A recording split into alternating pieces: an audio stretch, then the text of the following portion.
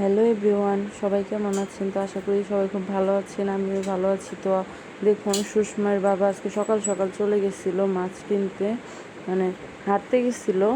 তো হাঁটার পথে ওইখানে একটা বাজার আছে, তো ওই বাজারে আর কি সকালবেলা মাছ, টাটকা শাক সবজি এসব বসে। তো ওইখান থেকে ধনে পাতা নিয়ে আসছিলো। আর এখানে হচ্ছে আপনাদের 2 কেজি বাটা মাছ আর হচ্ছে 2 কেজি ভেটকা মাছ, মানে ভেটকি মাছ যেটাকে বলে, ওই মাছটা নিয়ে এসেছিলো। তো এই তো এখন এই মাছগুলোকে কেটে ধুয়ে পরিষ্কার করে নিব। যেগুলো রান্না করব সেগুলো রেখে বাকিগুলো ফ্রিজিং করে ফেলবো, ফ্রিজে রেখে দিব। এখন মাছগুলো কেটে নেই। আর এদিকে ছেলেও অনেক সকাল সকাল উঠে গেছে। ও উঠে এখানে আমার পাশে দাঁড়িয়ে দাঁড়িয়ে মাছ কাটা দেখছিল। তো ওকে আমি জিজ্ঞেস করছিলাম যে তুমি কোনটা খাবে। ও তখন আঙুল দিয়ে ভেটকি মাছটা দেখাচ্ছিল। এই তো ওকে জিজ্ঞেস করছিলাম, আর ওর সাথে একটু কথা বলছিলাম আর কি। ও খেলাধুলা করছিল। এখন আজকে ভাবছি ভেটকি মাছটাও রানবো আর বাটা মাছও রানবো। এই তো এখন মাছ ধুয়ে কেটে পরিষ্কার করে চলে এসেছি সকালে নাস্তা বানানোর জন্য। তো এখানে 2টো ডিম ভাজি করে নিব। আর ছেলে তো এইভাবে খায় না, এই জন্য ওকে সিদ্ধ করে আর কি খাইয়ে দিব। তো আর কালকে রুটি ছিল, কালকের ওই রুটি দিয়েই নাস্তা করে নিব। আর সাথে চিচিঙ্গা ভাজিও ছিল, চিচিঙ্গা ভাজি করছিলাম ডিম দিয়ে, ওইটা অল্প একটু ছিল। ওইটা দিয়েই রুটি আর হচ্ছে ডিম ভাজি দিয়ে খেয়ে নিব আর কি।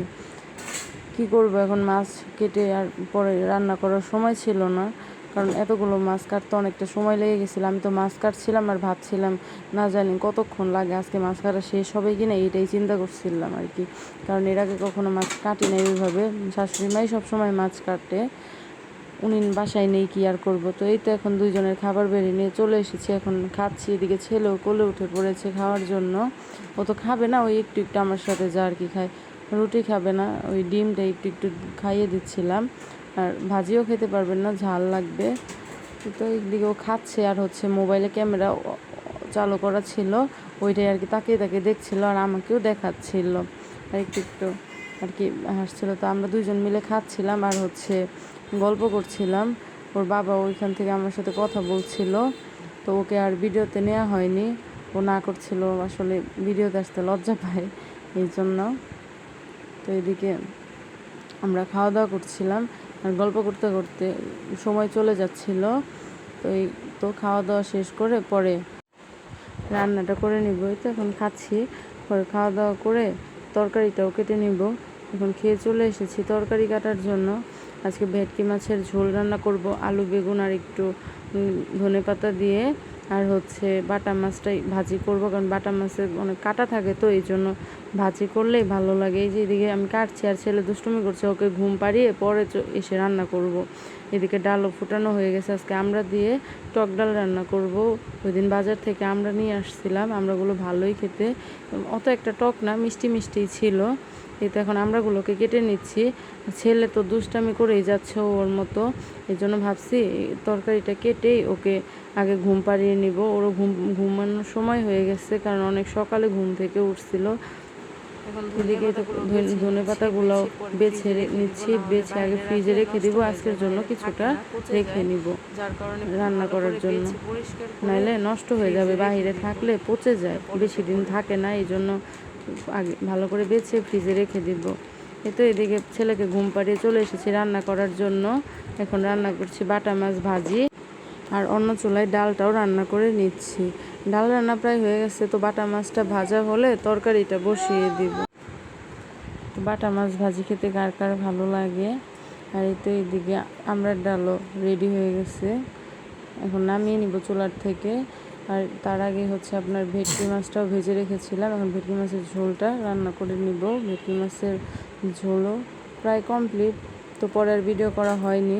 এখন হচ্ছে ভেটকি মাছটা দিয়ে কিছুক্ষণ একটু ফুটিয়ে নামিয়ে নিব, তাহলেই আমার রান্না হয়ে যায়। তো এদিকে ছেলে তো ঘুমাচ্ছে, ওর বাবা ওকে পাহারা দিচ্ছে, আর আমি এখানে রান্নাটা শেষ করে নিচ্ছিলাম। বাইরে বৃষ্টি পড়ছিল কয়েকদিন ধরেই, খুব বৃষ্টি, রোদ মাঝখানে একদিন ছিল, এখন আবার শুধু বৃষ্টি আর বৃষ্টি হচ্ছে, রোদ আর নেই। এই তো রান্না হয়ে গেছে। তো কালারটা কেমন হয়েছে অবশ্যই জানাবেন। খেতে তো ভালোই হয়েছিল। আর এই মাছে একটু ধনেপাতা দিলে স্বাদটা ভালোই হয়। তো রান্না বান্না শেষ করে চলে এসেছি রান্নাঘরটা পরিষ্কার করার জন্য। এদিকে চুলাটাও মুছে নিচ্ছি। ছেলে ওইদিকে ঘুমাচ্ছে, এখনও উঠেনি। ও উঠলে ওকে স্নান টান করে খাইয়ে দিব। তো ওর বাবা এখানে বসে বসে বারান্দা দিয়ে বৃষ্টি দেখছিল, বাইরে বৃষ্টি পড়ছিল আর কি, এটাই দেখছিল। ভালোই লাগবে। তো রান্নাবান্না শেষ করার পর বসেছিলাম, ছেলে উঠে গেছিলো। ওর বাবা আবার তখন একটু বাইরে থেকে সিঙ্গারা আর সমোসা নিয়ে আসছিল খাওয়ার জন্য। ওনাকে খুব খেতে ইচ্ছা করছিল। তো এটা এখন দুজন মিলে বসে খাচ্ছিলাম আর গল্প করছিলাম, আর ছেলেকেও একটু একটু করে খাইয়ে দিচ্ছিলাম।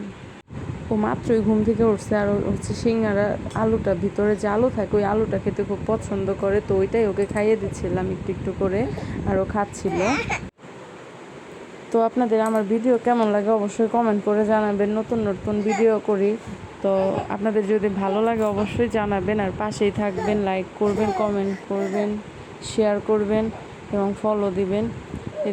দুপুরের খাবার খাওয়া শেষ করে পরে আমি আর ছেলে একটু ঘুমাইছিলাম। তো ঘুম থেকে উঠে দেখি, মানে ঘুম থেকে উঠছি বলতে সুষমার বাবাও ডাক দিয়ে উঠাইছে যে দেখো কী নিয়ে আসছি। তো উঠে দেখি ওর বাবা একটা পিৎজা অর্ডার করেছিল, তো এই পিৎজাটাই ডেলিভারি ম্যান এসে দিয়ে গেছে। এরপরও আমাদেরকে ডাকছিল খাওয়ার জন্য।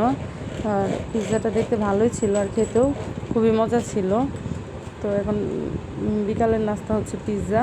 এই তো এদিকে খাওয়া দাওয়া শেষ করে চলে এসেছি রুমে। তো ছেলে এদিকে ওর ফিটার নিয়ে দুষ্টুমি করছিল।